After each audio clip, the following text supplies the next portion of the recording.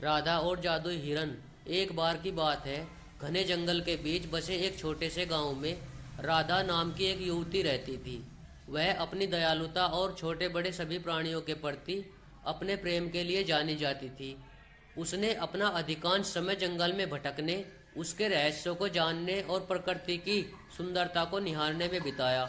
एक दिन जंगल में भटकते हुए राधा को एक घायल हिरन जमीन पर पड़ा मिला। उसने सावधानी से उसे उठाया और वापस अपनी कुटिया में ले गई।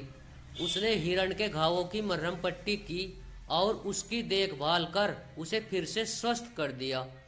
दिन हफ्तों में बदल गए और हिरन राधा की देख रेख में मजबूत और मजबूत होता गया।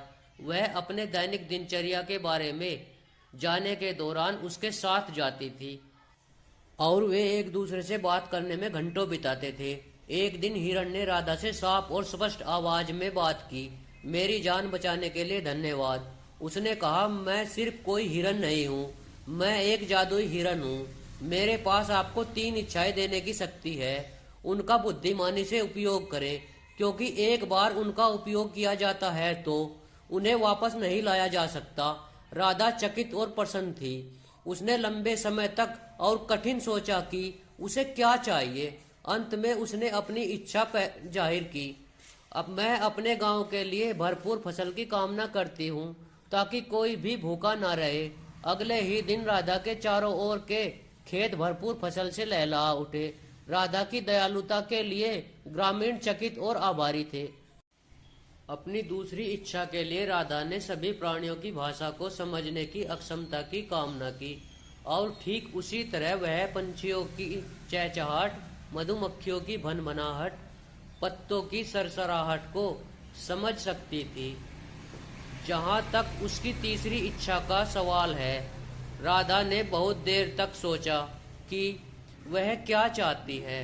अंत में उसने अपनी इच्छा व्यक्त की, मैं हमेशा प्यार और खुशी से घिरी रहना चाहती हूँ।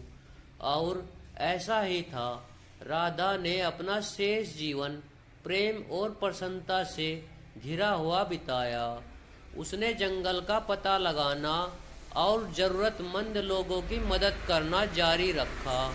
और यद्यपि उसने कभी कोई दूसरी इच्छा नहीं की, वह जानती थी कि जादुई हिरन हमेशा उस पर नजर रख रहा था, उसकी इच्छाओं को पूरा करने के लिए तैयार था, अगर उसे उनकी आवश्यकता थी।